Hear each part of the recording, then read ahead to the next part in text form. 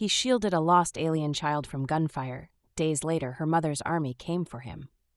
The taste of copper and ash coated Jonas's tongue as he pressed himself against the crumbling wall of what had been a textile merchant's shop. Plasma fire carved luminous streaks through the smoke-thick air above his head, close enough that he felt the heat prickle across his scalp. His rifle was slick with sweat where his palms gripped it, and somewhere behind him, Captain Park was shouting coordinates through the comm, her voice tight with the kind of control that meant things had gone badly wrong. He risked a glance around the corner. The market district had become a maze of burning stalls and scattered bodies. Colonists caught in crossfire they hadn't expected on a routine trading day.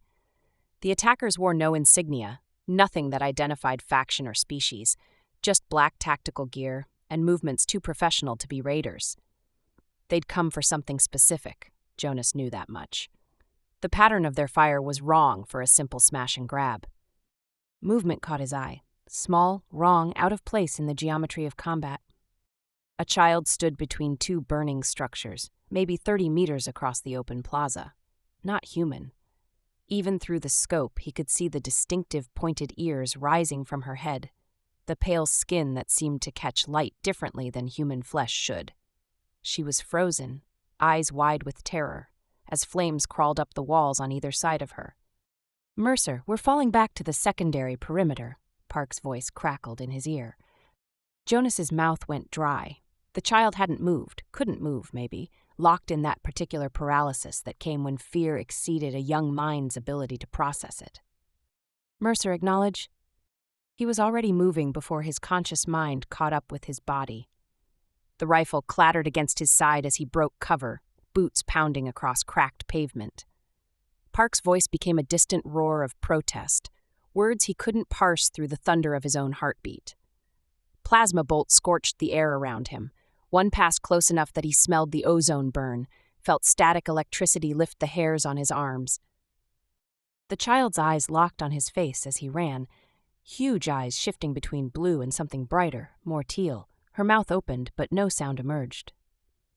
5. He didn't see the explosive until it detonated. The world inverted. Sound became pressure, and pressure became light, and light became pain that punched through his left shoulder and down his leg in one white-hot line. He was airborne, then falling, then hitting ground that knocked the air from his lungs. His body knew what to do even as his vision grayed at the edges. He curled around something small and warm and terribly fragile, making himself a shell between the child and the shrapnel that tore through the space where she'd been standing. Something wet soaked through his jacket, his blood or hers, he couldn't tell. The child was shaking against his chest, her face pressed into the hollow of his throat. She weighed almost nothing. Boots on pavement, hands grabbing him, dragging him. Park's face swam into focus above him, her mouth moving in words that took too long to reach his ears. "Stupid son of a bitch, what were you thinking?" He tried to speak, but managed only a cough that tasted like iron. The child's hand closed around two of his fingers. Her grip was surprisingly strong. Waking was a gradual thing, consciousness returning in layers. First came sensation, the chemical clean smell of medical facilities, the soft hum of diagnostic equipment, the particular ache that meant good drugs fighting bad wounds. Then sound, voices outside his door, the rhythm of an unfamiliar language rising and falling like water. Finally sight, though opening his eyes took more effort than it should have. White ceiling, standard colonial medical bay, he recognized the panels. His shoulder throbbed despite the medication, and when he tried to move his left leg, pain flared sharp enough to gray his vision again. "Easy," Park's voice from somewhere to his right. Jonas turned his head carefully. Park sat in a chair against the wall, arms crossed, her expression caught between relief and fury. But it was the small figure curled in the chair beside his bed that made him blink in confusion. The alien child from the marketplace. She was asleep, her head pillowed on her arms, one small hand extended across the gap between chair and bed to grip his right hand. Her fingers were longer than a human child's, more delicate but warm. Her chest rose and fell with steady breaths. "She hasn't left," Park said quietly. Jonas's throat was too dry for speech. He made a questioning sound. 2 days you've been out. They tried to separate her. Medics, the Castellans people, even tried sedation. She bit someone. Park's mouth twitched in something not quite a smile. Every time they pull her away, she screams. This was easier. Jonas managed. Vakari. That's what the Xeno protocols say anyway. We've never had formal contact with them. Park leaned forward, elbows on her knees. You saved a Vakari child, Jonas. And about 4 hours ago, 7 of their warships dropped out of slipspace above us. The words took a moment to penetrate the medication haze. 7 warships. Jonas had seen the intelligence briefs, the rumors about Vakari military capability. 7 ships could reduce Dusthaven to component atoms. They're demanding an audience with the Castellan. Demanding, not requesting. Park's voice went flat. They're looking for a lost child. As if summoned by mention of her species, the child stirred. Her eyes opened, those strange, color-shifting eyes, and focused on Jonas's face. For a long moment, they simply looked at each other. Then her grip on his hand tightened, and she said something in a language like water running over stones. I don't understand, Jonas whispered. She touched his bandaged shoulder with her free hand, her expression solemn. The door burst open. Jonas's instinct was to put himself between the child and the newcomers, but his body refused to cooperate. Pain lanced through him as he tried to sit up, and the child made a worried sound, pressing closer to the bed. 6 figures filled the doorway, tall, impossibly tall, wearing armor that looked like it had been grown rather than forged. But it was the woman at their center who commanded every atom of Jonas's attention. She stood nearly 7 feet tall, her presence filling the medical bay like a physical pressure. Her skin held that same pale, luminescent quality as the child's. But where the child was small and fragile, this woman was elegance made weapon. Pointed ears rose from her head, covered in soft fur that transitioned from white to vivid turquoise. Her hair was the same shocking color, cascading past her shoulders in waves that caught the clinical lighting and transformed it into something almost alive. Her face held a terrible beauty, high cheekbones, full lips pressed into a hard line, and eyes that shifted between blue and teal as they swept the room with predatory focus. Those eyes found the child sleeping against Jonas's hand. The woman's ears flattened slightly, a micro-expression gone so quickly Jonas wondered if he'd imagined it. Commander Rivka Shentar, Park said, her voice careful. This is Lieutenant Jonas Mercer. Jonas forced himself upright despite the scream of protest from his shoulder and leg. He couldn't let this woman, this commander, tower over him completely. He wouldn't reach for the child, wouldn't make any movement that could be read as threat or possession, but he kept his body angled between the bed and the newcomers. Rivka's eyes narrowed to dangerous slits. Explain, she said, her voice carrying an accent that turned each consonant precise as a blade, what you were doing with my daughter. Jonas met those color-shifting eyes and forced his voice steady, despite the pain radiating through his body. There was an attack, Market District. Your daughter was caught between burning buildings. I pulled her out. He kept the words simple. She's been here since they brought us both in. Rivka moved forward with liquid grace, her armor seeming weightless.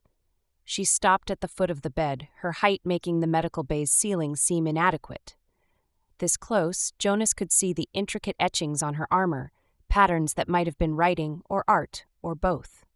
Kessa, her voice softened on the name.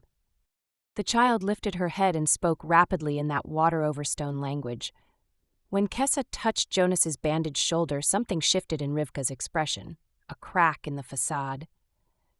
She says you covered her when the fire came, Rivka translated. She says you bled. Yes. Why? She needed help. We are not allies. Humanity has kept careful distance from my people for 3 generations. She's a child. Rivka's eyes shifted through several shades of blue. The turquoise was brighter now, almost luminescent. The attackers described them. Jonas walked her through what he'd seen. Tactical gear without insignia, professional movements, focused objectives. Park supplied additional details, pulling up tactical footage on her datapad. They used plasma weapons, Jonas finished, not human manufacture. But human tactics. Rivka observed. She studied Park's datapad, and Jonas caught himself watching how her hair moved, how light gathered in the turquoise strands. One of Rivka's warriors said something sharp. Rivka responded without looking away from the footage, her tone carrying unmistakable authority. "My officer suggests human deception," Rivka said, "an attempt to frame my people." "Or someone trying to make both our governments think exactly that," Park countered. Rivka turned those assessing eyes on Park. After a moment, something that might have been respect flickered across her features.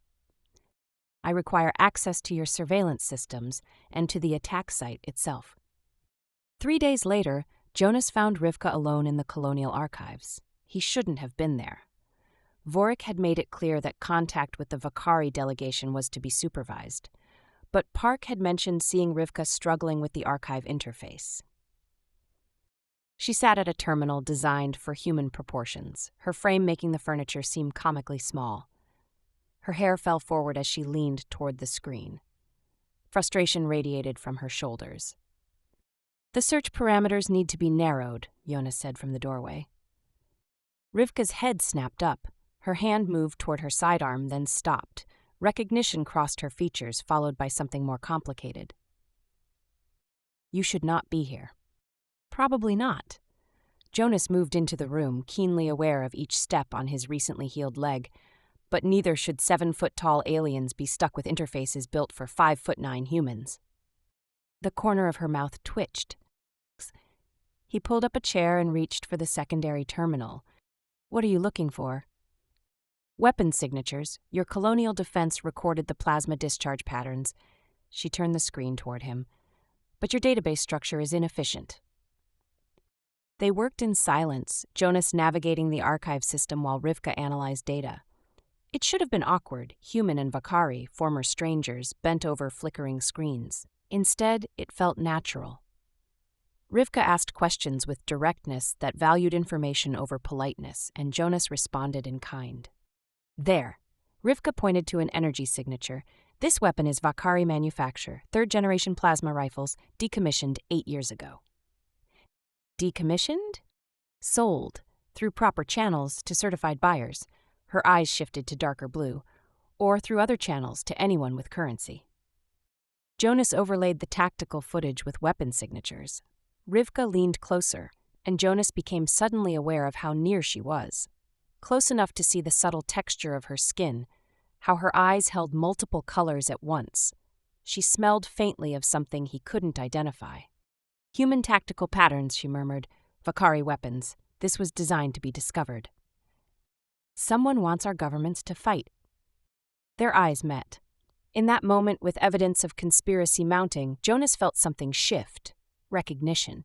She was brilliant and methodical, and beneath her rigid control he sensed the same burning need to understand that drove him. "Your daughter brought me dinner last night," Jonas said. Rivka's expression softened, transforming her features. "She has spoken of you constantly." A pause. "She says you smell like safety." The weight of it sat strange in his chest. "Vakari children imprint on protectors," Rivka continued, her voice quieter. "It is instinct, but she has never imprinted on someone outside our species." "I'm sorry if that's—" "It is not your fault," she cut him off gently, "and perhaps it is not a problem." She stood, gathering the compiled data. Jonas rose as well, and even with the height difference, the distance between them felt smaller than 3 days ago. "I must present this to my officers. You should not be here when they arrive." "Will I see you again?" The question escaped before Jonas could stop it. Rivka paused in the doorway, backlit by corridor lighting. Her eyes found his, and the careful control slipped just enough for him to see something underneath. "Tomorrow, we investigate the attack site. Your Captain Park has arranged joint reconnaissance." A pause. "I requested you specifically." Then she was gone, leaving Jonas with the distinct sensation that something irreversible had begun. The ambush came 40 minutes into their survey of the Market District ruins. Jonas saw the muzzle flash first, trained instinct from 3 years of colonial conflicts. He grabbed Rivka's arm and pulled her down behind a collapsed wall as plasma fire stitched across the space where her head had been. Contact multiple hostiles northeast quadrant, he snapped into his comm. Rivka's weapon materialized in her hand with fluid speed. She returned fire without rising, shots precise and economical. Jonas added his rifle to the response, laying down covering fire as she repositioned. They moved without discussing it, falling into a rhythm that shouldn't have been possible. Jonas would provide suppressive fire while Rivka advanced, then she'd cover his movement. He fought improvised and creative, using rubble to create advantages. She fought with liquid grace married to lethal efficiency, every motion purposeful. A mercenary broke from cover, charging their position. Rivka intercepted him with speed that defied her size, movements almost too fast to follow. The fight lasted 3 seconds. Jonas stared. He'd read the briefings, but reading and witnessing were different things. "Behind you," Rivka said calmly. Jonas spun and dropped another attacker with 2 shots.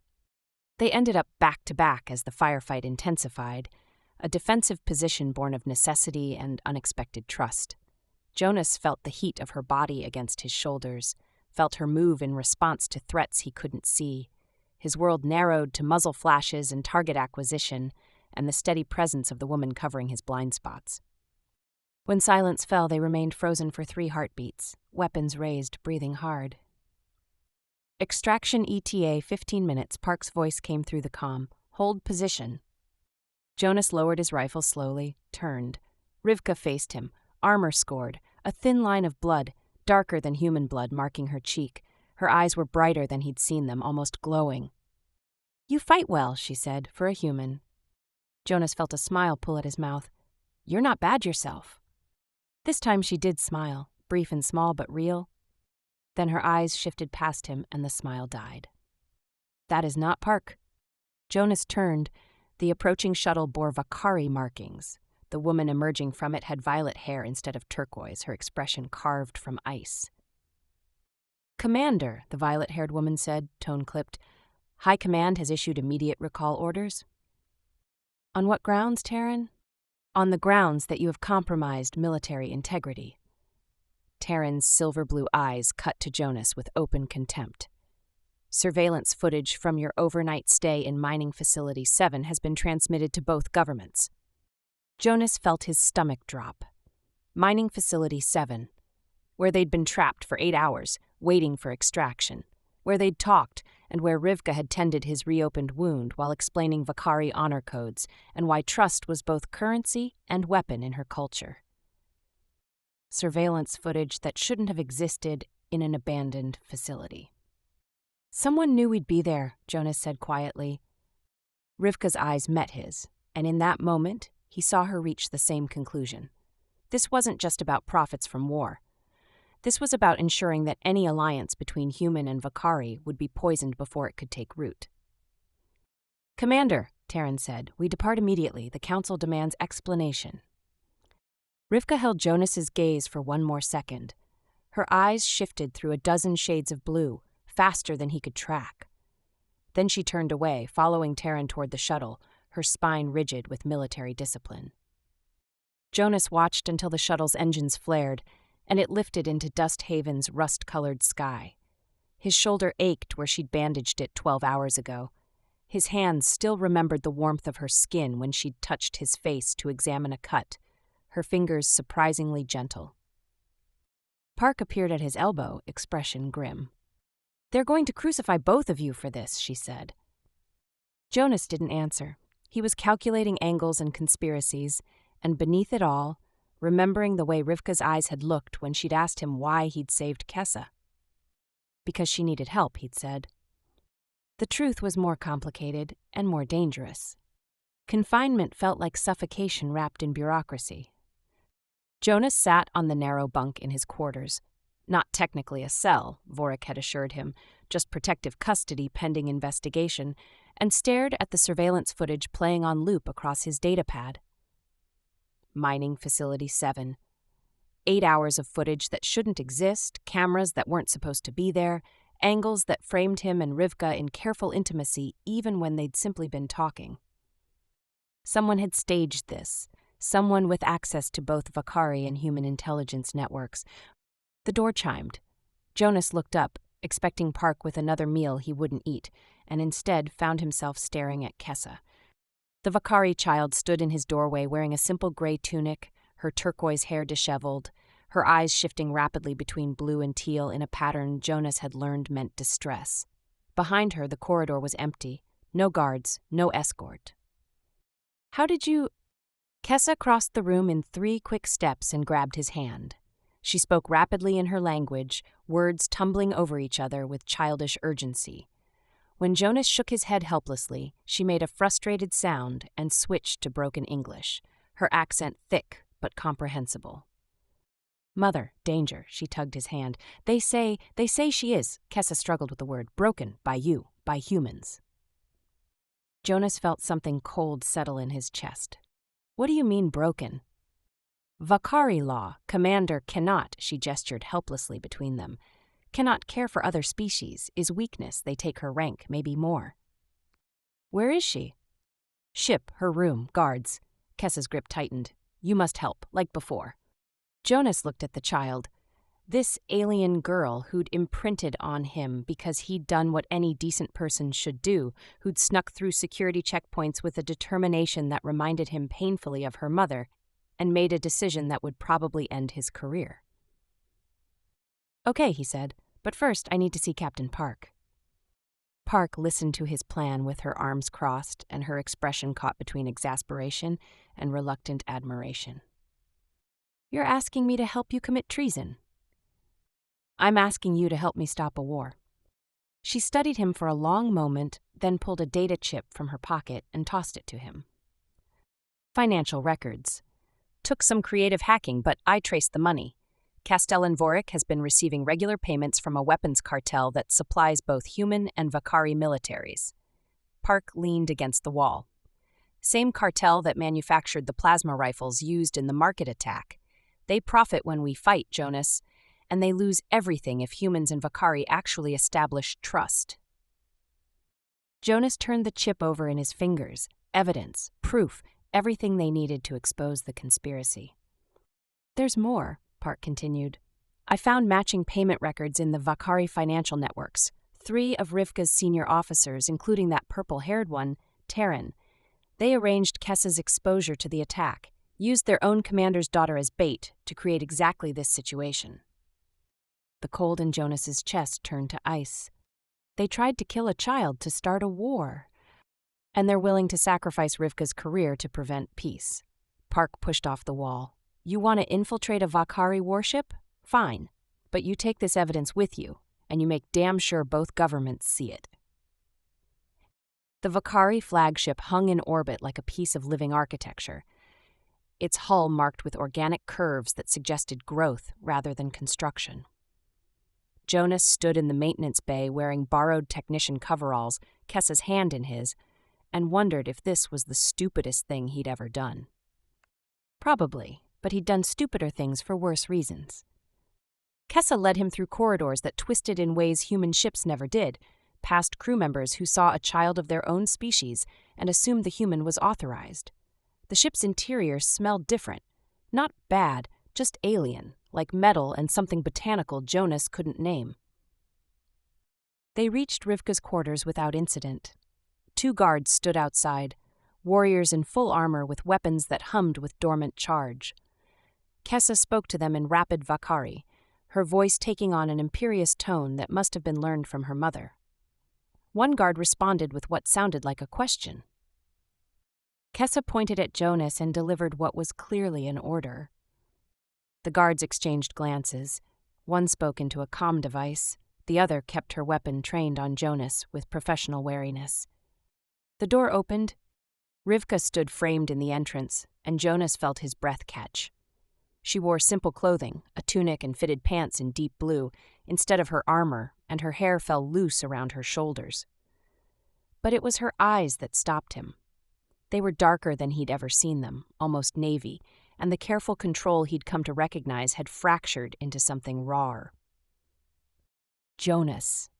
His name and her accent sounded like confusion and relief and fear all at once. "You should not be here."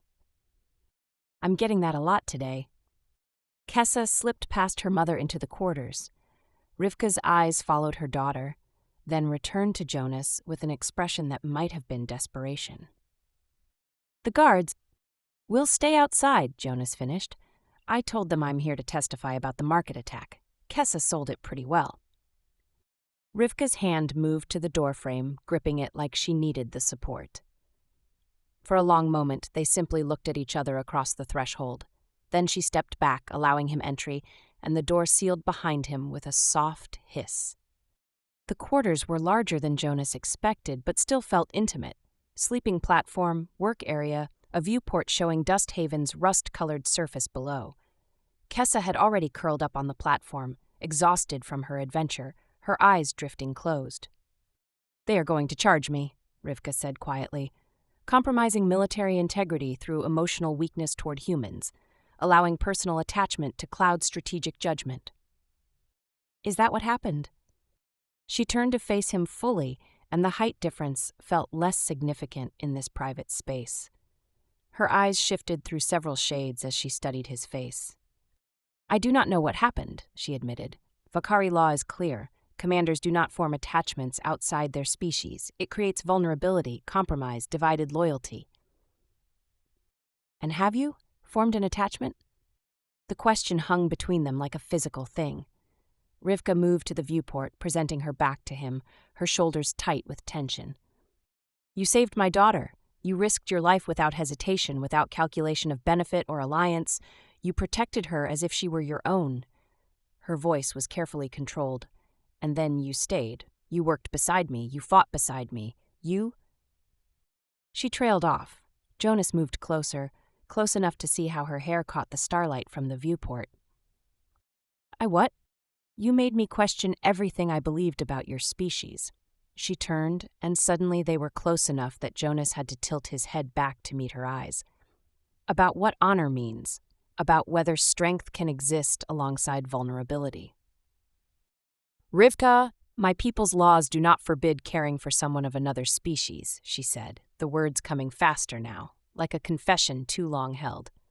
"They forbid showing that weakness publicly. They forbid allowing it to compromise our purpose." Her eyes shifted to that deep, almost purple-tinged blue.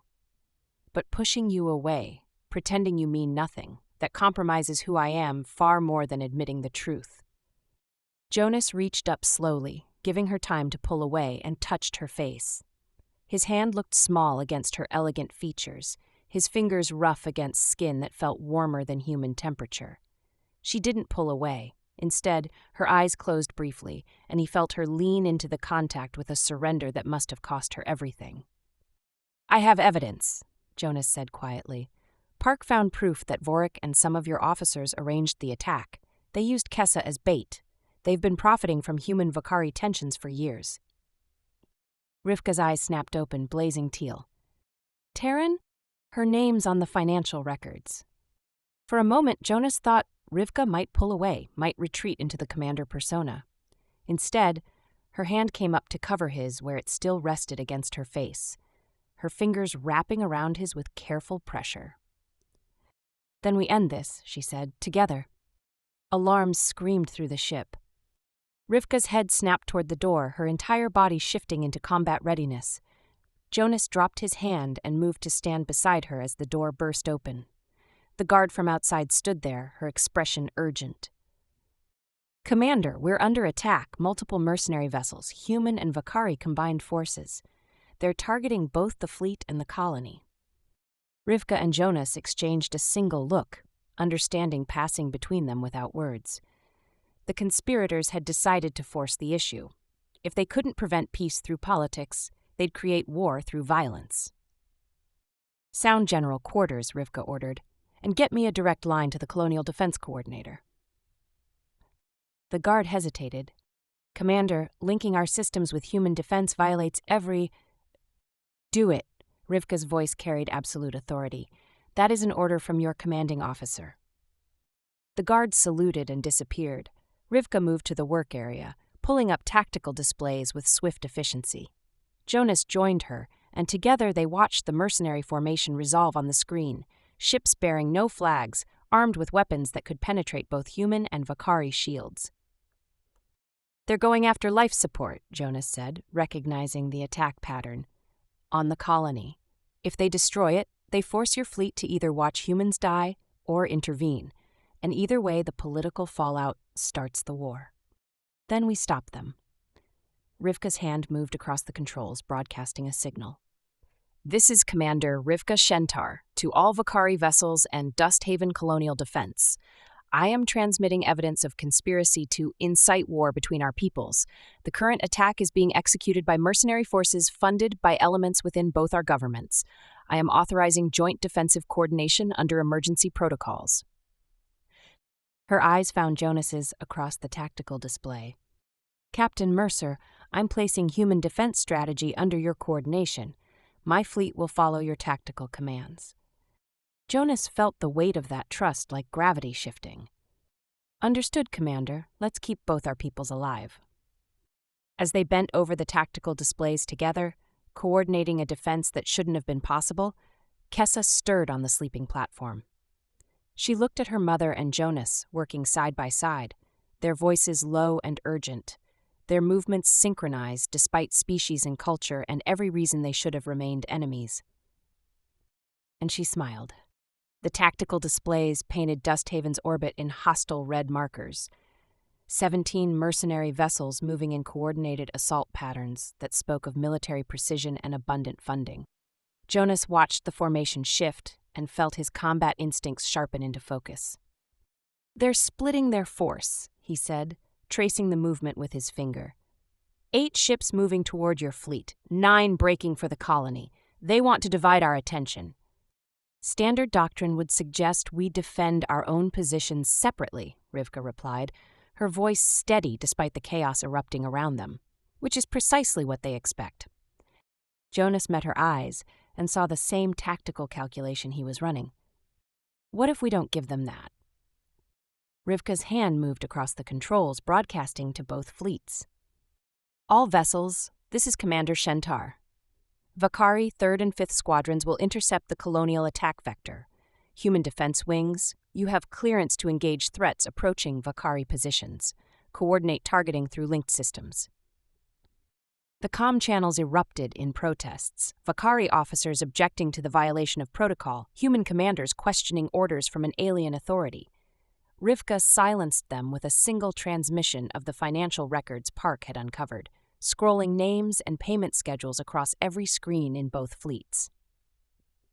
These are your conspirators, she said, human and Vakari, profiting from our mutual fear. They arranged the attack that nearly killed my daughter. They used surveillance to discredit cooperation between our peoples, and now they launch this assault to ensure we remain enemies. Anyone who continues to question joint defense is either a fool or a traitor. Choose carefully. The comm channels went quiet. Jonas opened a line to Park. Lena, I need you to coordinate ground defense at the life support facility. They're going to send ships through our orbital screen. Already moving, Park responded. But Jonas, if they punch through with enough firepower... They won't, trust me. He closed the channel and pulled up the colony's defense grid. Rivka leaned closer, her presence warm at his shoulder, and together they began routing targeting solutions to ships that had never trained together, creating defensive patterns from 2 different tactical doctrines. It shouldn't have worked. The coordination was too complex, the trust too new, the cultural barriers too significant. But somehow, as Vakari ships pivoted to shield colonial installations and human fighters screened the flagship from incoming fire, it did work. The mercenary formation faltered, their calculations disrupted by defenders who refused to behave like enemies. They're regrouping, Rivka observed, concentrating fire on the colony's primary facility. Jonas saw it too, 9 ships converging on a single target, the life support complex that kept 3,000 colonists breathing. If it fell, the death toll would be catastrophic, and the political aftermath would be exactly what the conspirators wanted. I'm going down there, Jonas said. Rivka's hand caught his wrist, her grip firm. You cannot defend that facility against 9 ships. I can buy time until your squadrons arrive. He met her eyes. And someone needs to be there when they send ground forces. Park can't hold it alone. For a moment, he thought she might argue. Then her expression shifted into something he couldn't quite read. resignation mixed with fierce protectiveness. "Then I go with you." "Rivka!" "You do not give me orders, Captain Mercer." Her mouth curved in something that might have been a smile. "And my daughter is on this ship. If the colony falls, the fleet withdraws. I will not leave her alone in hostile space." Jonas looked past her to where Kessa still slept on the platform, her small form curled in exhausted innocence. "Terran can command the fleet," Rivka continued. "Despite her politics, she is competent. She's also a conspirator. Then this will be her chance to choose which side of history she prefers." The life support facility smelled like ozone and fear. Jonas and Rivka materialized from the transport beam into a control room where Park was coordinating a desperate defense, her face lit by tactical displays showing the mercenary ships entering atmosphere. "About time," Park said, then did a double take at seeing Rivka. "You brought the alien commander to our most vulnerable facility?" "She volunteered," Jonas replied, already moving to the weapons locker. The first explosion shook the building. Plasma fire carved through the outer walls as dropships landed in the facility courtyard. Jonas saw them through the viewport. Unmarked craft disgorging soldiers in that same featureless tactical gear from the market attack. "They're coming through the east entrance," Park reported. "We've got maybe 20 defenders against twice that number." "Then we even the odds," Rivka said calmly, checking the charge on a borrowed rifle. They moved through the facility corridors in a formation that had become instinctive, Jonas and Park providing covering fire while Rivka advanced with that liquid grace that turned combat into something approaching art. The mercenaries were professional, well-equipped, and utterly unprepared for the coordination between human improvisation and Vakari precision. Jonas dropped 2 attackers with controlled bursts, while Rivka closed with a third, disarming him in a movement too fast to follow. Park laid down suppressive fire that forced the remaining mercenaries into defensive positions, buying them precious seconds. "Control room," Jonas called out. "They're trying to reach the main systems." They fought their way back through smoke and sparking electrical fires, trading ground for time as the mercenary numbers pressed them toward the facility's heart. Jonas felt his shoulder wound protest each shot, felt fatigue dragging at his limbs, but Rivka was beside him, and Park was at his back, and somehow that was enough. The control room doors burst open. A man stood at the primary console, unremarkable features arranged in an expression of cold calculation. Jonas recognized him from the intelligence reports. Harren Voss, the mercenary coordinator. "Lieutenant Mercer," Voss said pleasantly, his hands moving across the controls. "And Commander Shentar, how unexpected." "Step away from the console," Jonas ordered. "Or what? You'll shoot me?" Voss smiled. "This facility's life support is now on a timer, 90 seconds until catastrophic failure. You can kill me or you can try to stop it. Choose quickly." Jonas felt the calculations snap into place. Voss wanted them to focus on the system, wanted those 90 seconds to complete his escape. But the console... "Rivka," Jonas said quietly, "can you bypass a Terran emergency lockout?" Her eyes met his, understanding flashing between them. "Yes, but not in 90 seconds. You won't need 90, just 10. Jonas raised his rifle and shot Voss in the leg. The mercenary coordinator went down screaming, and Jonas was already moving, grabbing Voss by his collar and hauling him to the console. "Override the countdown," Jonas said, "or I'll shoot the other leg and work my way up." "You can't, this violates every..." Jonas shot the floor 6 inches from Voss's head. Now, Voss's hands shook as he entered the codes. The countdown stopped at 17 seconds. Park had her rifle trained on Voss, her expression carved from ice. "You used children as bait," she said. "You tried to start a war that would have killed millions. Give me one reason I shouldn't finish what Jonas started." "Because we need him to testify," Rivka said, moving to the console, "and because we are better than him." She pulled the financial records from the system, transmitting them across every comm channel in both fleets. "This is Commander Rivka Shentar. The conspiracy is broken. The mercenary coordinator is in custody. All hostile forces are ordered to stand down immediately or face joint human Vakari prosecution." The comm channels erupted, some in protest, most in shocked acceptance.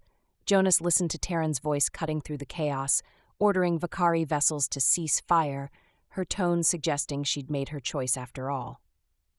3 hours later, Jonas stood with Rivka on the colony's observation deck, while reconstruction crews worked below and joint patrols kept order above. Kessa was asleep against his shoulder, exhausted from being shuttled between ships and stations, her small hand curled in his jacket. Vorik has been arrested, Park reported, appearing beside them, along with 4 other colonial officials and 6 Vakari officers. The council is talking about a formal peace accord. Talking, Rivka observed, not implementing. It's a start, Jonas said. Park studied them for a moment, human and Vakari, standing close together in the viewing port's light, the commander's daughter sleeping against the lieutenant's chest. And something shifted in her expression. Yeah, she said quietly, I guess it is. She left them alone. Jonas looked up at Rivka, feeling the weight of Kessa against him, feeling the exhaustion of combat and crisis settling into his bones. What happens now? Rivka was quiet for a long moment, her eyes on the ships moving in coordinated patterns above them, human and Vakari, finally learning to work together. My people's laws have not changed, she said finally, but my understanding of what honor means has. She turned to face him fully. Sometimes the bravest choice is vulnerability. Sometimes the greatest strength is admitting that logic alone cannot encompass everything worthy. That sounds like a politician's answer. Then let me be direct. Her hand moved to rest over his where it supported Kessa's sleeping weight. My people will post a permanent liaison to Dust Haven, someone to oversee the peace accord, to ensure cooperation continues. Her eyes met his, clear and bright. I have volunteered for the position. Jonas felt something in his chest that might have been relief or joy, or simply the absence of the fear that had gripped him since watching her shuttle depart. How long?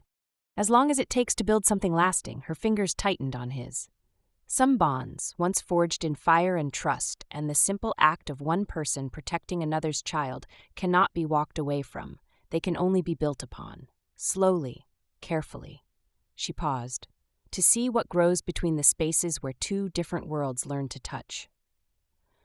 Kessa stirred against Jonas's shoulder, her eyes opening briefly. She looked at her mother, then at Jonas, and made a small sound of contentment before drifting back to sleep. She's going to need someone to teach her English properly, Jonas said. And you will need someone to explain Vakari honor codes so you stop accidentally insulting my officers. Is that what we're calling this? Cultural exchange? Rivka smiled then, full and genuine, and the expression transformed her features into something that made Jonas's breath catch. We are calling it, she said, whatever we choose to make it. Below them, the colony lights were coming back online, one section at a time. Above them, the joint patrol routes were settling into practiced efficiency, and between them, a child slept peacefully, bridge and catalyst and simple reminder that some things transcended species and politics and fear. Jonas looked at Rivka and saw not an alien or a commander or an impossible complication, but simply someone who had stood beside him when it mattered most. Someone who had chosen vulnerability over safety, trust over doctrine, possibility over the comfortable certainty of remaining strangers. Then let's make it something worth remembering, he said. Her hand remained on his as they stood together in the observation deck's quiet, watching 2 worlds learn to share the same sky.